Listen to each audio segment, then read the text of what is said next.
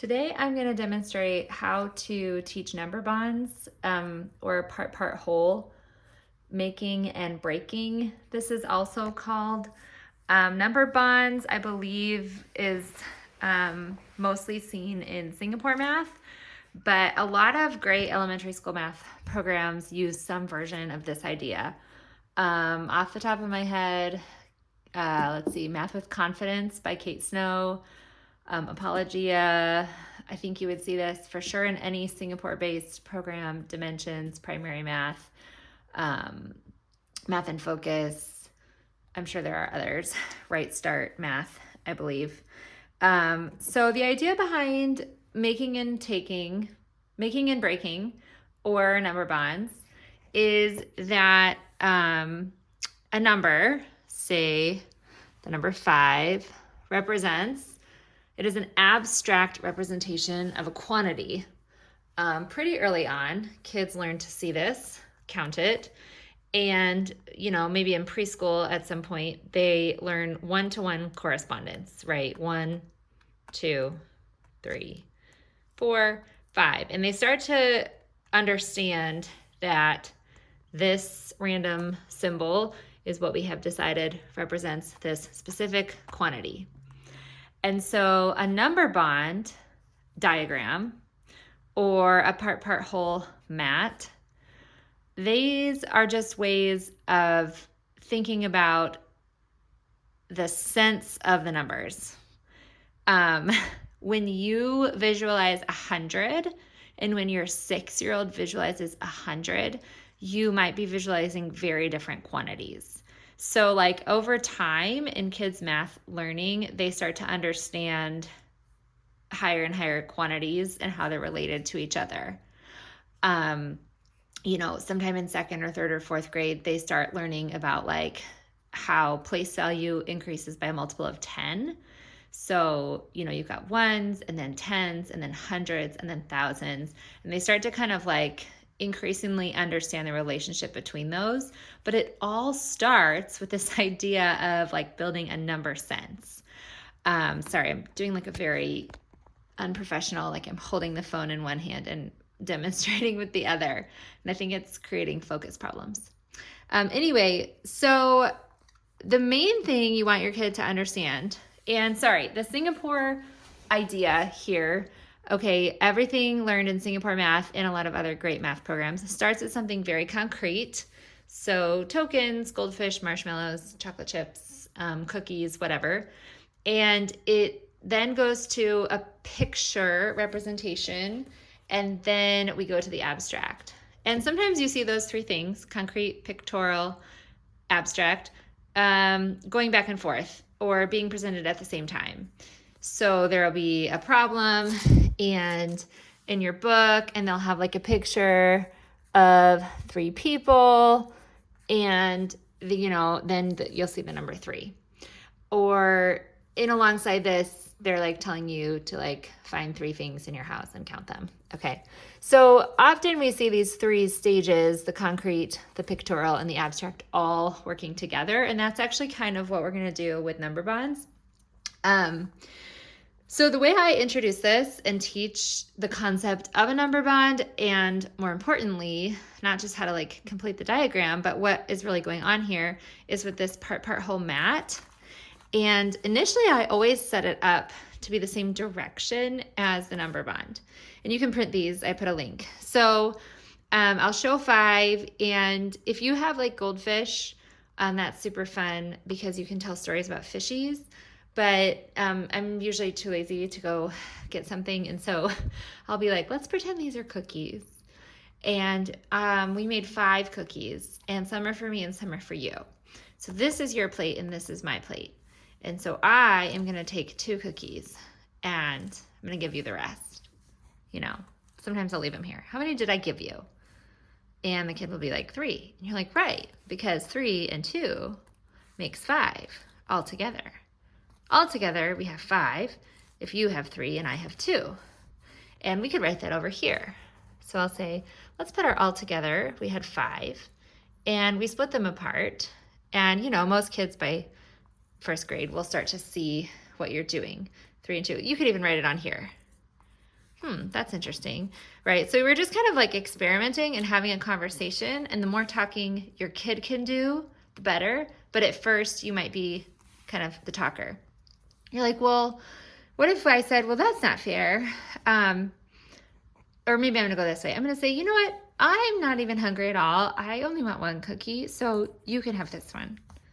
Well, now how many do I have? And they kind of giggle. You're like, oh, you only have one. And I'm like, well, how many do you have? Yeah, and you're like, oh, you have 4, right? I'm like, but how many do we still have all together? And they're like 5. And if they're not sure, you can move them back to there and count them. And, at some point in the conversation, you might say, yeah, another way to think of this is here's the whole amount. This is the whole amount. And part of that amount is 1, and another part is 4. And you could use like pieces of something. You could be like, let's pretend all of these is like my whole cake.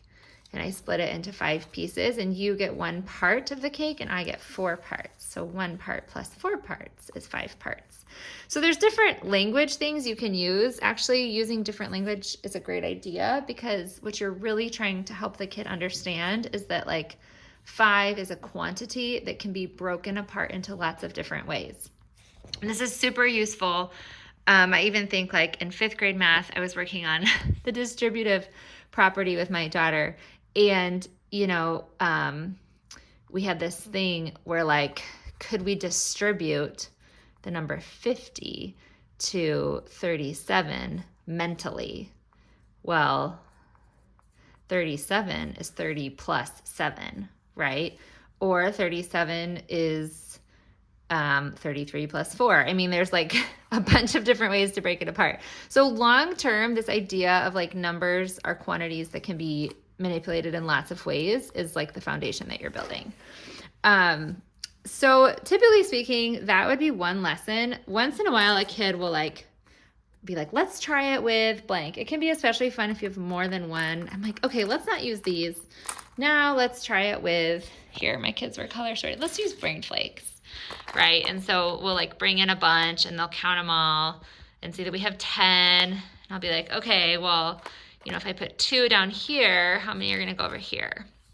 Okay, it's 8.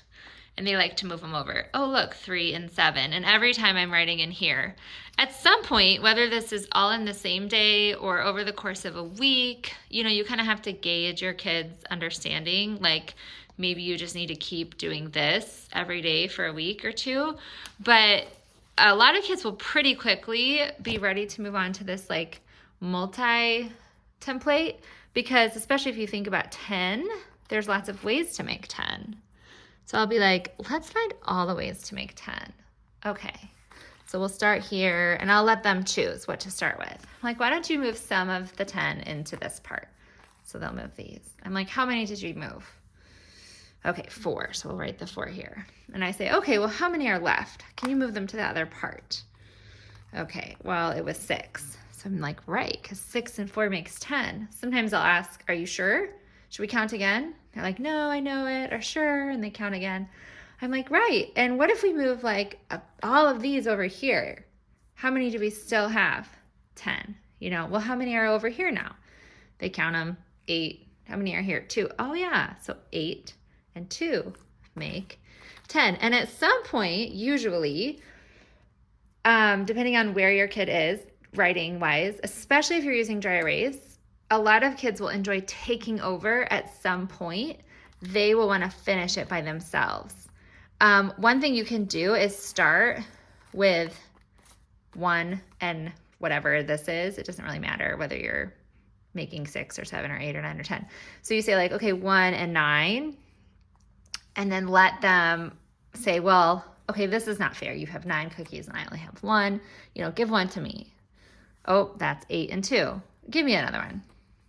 7 and 3. And so they're going to like basically get all the way to 5 and 5. And then they're going to see that it starts flip-flopping. I call them flip-flops. It's the associative property, right? Commutative property, that you can switch it. 6 plus 4, 4 plus 6, still 10. So then they'll start noticing 3 and 7. And if they don't notice, you can teach it later or you can point it out. Well, 7 and 3, 3 and 7, those are the same numbers. And this is a great time to introduce. Usually I'd have a separate whiteboard nearby and I'd say, right, because 3 plus 7 equals 10. Well, that's the same as 7 plus 3 equals 10.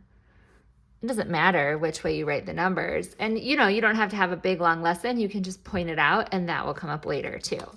So all of this manipulating of the pieces and talking about wholes and parts and pretending they're cookies and going back and forth is building this amazing number sense for your kids. Also, it makes learning addition facts a lot easier and subtraction. So as they start memorizing addition, subtraction, fact families, there's going to be a lot of strategies with like going above 10 and how to memorize the above 10 facts. This number bonds concept will be very useful long term. I do have one other thing you can do is do like a story template. So once you've done a bunch of playing with this, you might get something new like game pieces, or if you haven't done goldfish, now is a great time, or chocolate chips or something fun, and just have your kids tell a story with the pieces. Be like, these are my blue fish and these are my yellow fish and they all swam together and so there were 5, and then they can write the thing down here. Or they could not use objects, they could draw it, right? I'd be like, tell me a story about these 5 friends. And then I'm like, just break them apart, make them do different things. And you might tell a story first and then let your kid copy it if it's too hard for them to make it up on their own. But these story templates can be useful too. So I will make all of these printable for you and enjoy. Happy teaching math. It's worth it. Have fun with the number bonds.